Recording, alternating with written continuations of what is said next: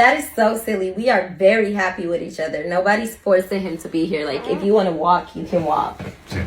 Brett. Yeah. So you really just gonna walk out like that? You know that $100,000 job you got? Yeah. I will call and get you fired expeditiously.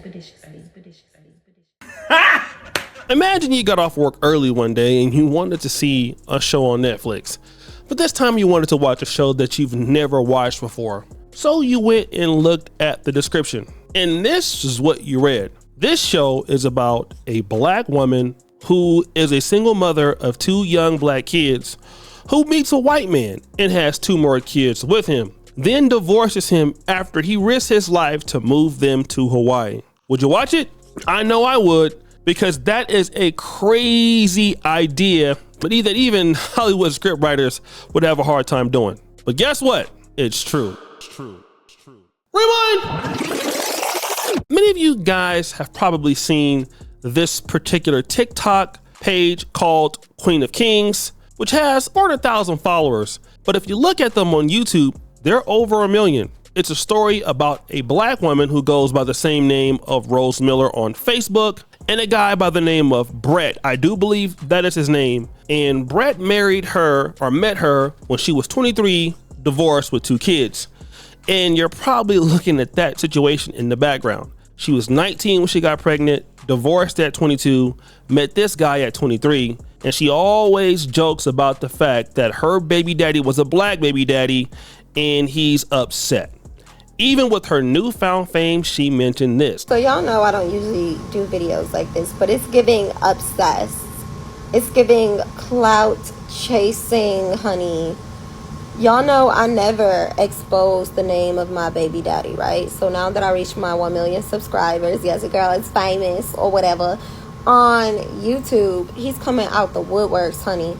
Tell me why his page has been private for years. Now all of a sudden it's public and he's commenting, hey, I'm the baby daddy. My name is Adonis. I'm the baby daddy. I want a piece of the pie. Child.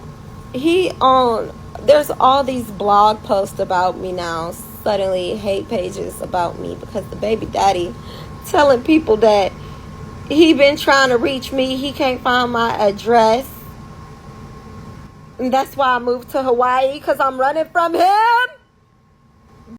No, you mother lying.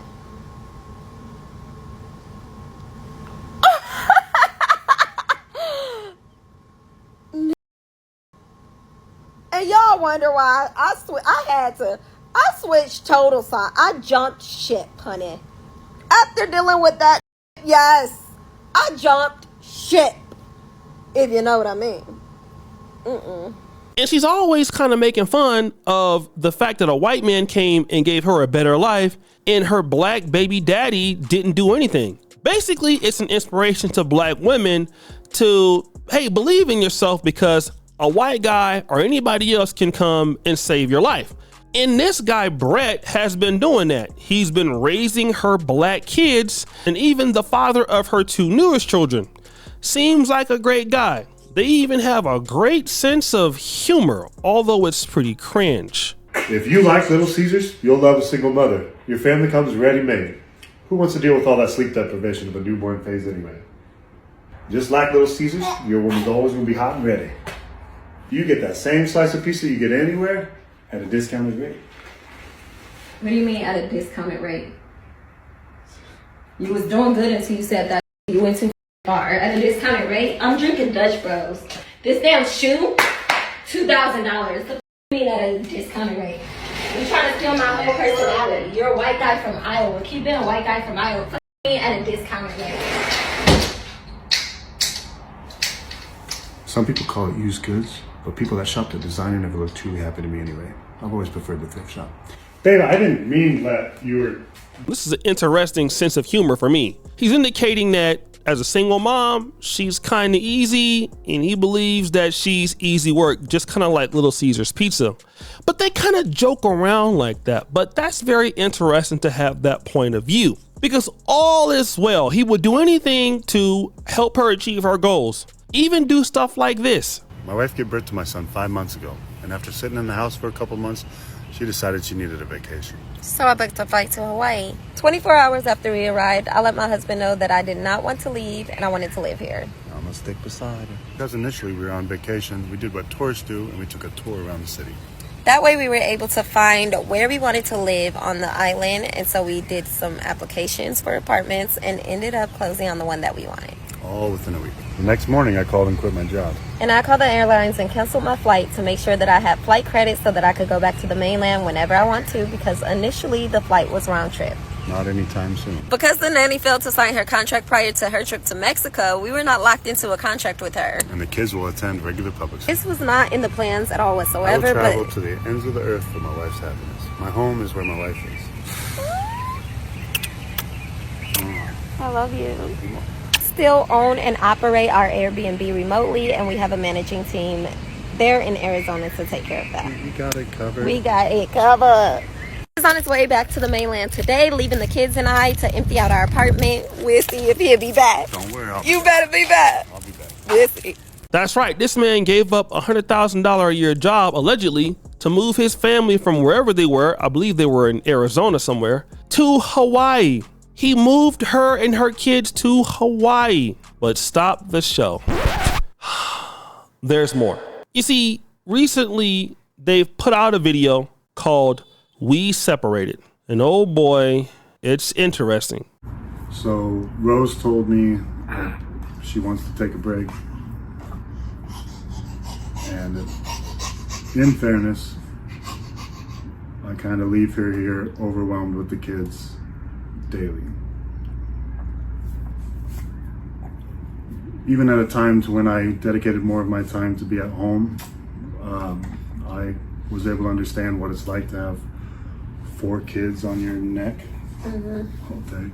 Yeah, you were, And- at first you were fine, but then you start to kind of like get overwhelmed for sure, noticeably. To be fair, I dipped out pretty quick Yeah. because I think I did that for about 2 months, and from cleaning up constantly to behavior shaping, like constantly correcting and everything like that. And they're at an age, they're always going to be at an age, but they're at an age to where they have a lot of energy and they need a lot of you and they pull a lot from you, and you are, you know, to your benefit. A lot of people on here were saying like Rose has, this is a mental thing, this is whatever, and yeah, I mean, you'll see things like that. The more ambitious people are going to feel like they're either trapped or that they're failing or that they got to have a drive to keep going at something or that they're not succeeding and they just keep driving and going. So you do see a lot more of those people publicly because those are more driven people. So Rose has a very big drive of the things she wants to do, and she has a lot of responsibilities as well and a lot of things that take up her time and energy and space. I know when I was 28 and I'm understanding. I understand this, and to be honest, I'm gonna be a little cocky. I'm gonna give you what you need for the amount of time that I don't want to say that take your time, whatever, because I don't want you thinking whatever, but I understand that you need that. Let me grab this baby here.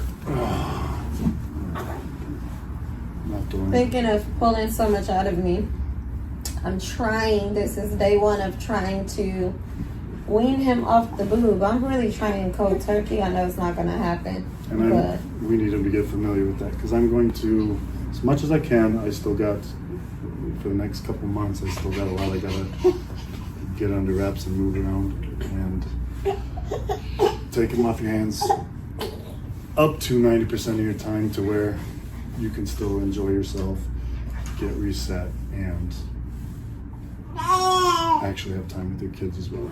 Yeah, I've seen someone in the comments say like, it's not about your happiness after you have kids, and that is the most insane comment ever to me, because the way that I feel is as a family unit, it's about all of our happiness collectively. I don't put my happiness to the back burner, you know, and it's all about my kids' happiness at all whatsoever, because if I'm not happy as the mom, how is anyone in the family truly happy, you know? How do you show up as your best mom or your best wife if you're unhappy yourself? You see, it looks so good on TikTok, right? When you're out there making the clips, you're enjoying paradise. But hey, being a parent is hard work. Owning a business is hard work, and I would dare never equate being a parent to a business owner. Both things are very hard, and a parent is harder. And this is a guy that is not only, trying to support two kids that are not his, he's supporting two young kids with a woman that's probably hard to deal with. And she's the one telling him that, hey, she wants to separate. You can look at the guy, he still wants to be in the relationship. But you see, this is what happens, guys, when you go out here trying to save somebody and you try to be somebody's knight in shining armor.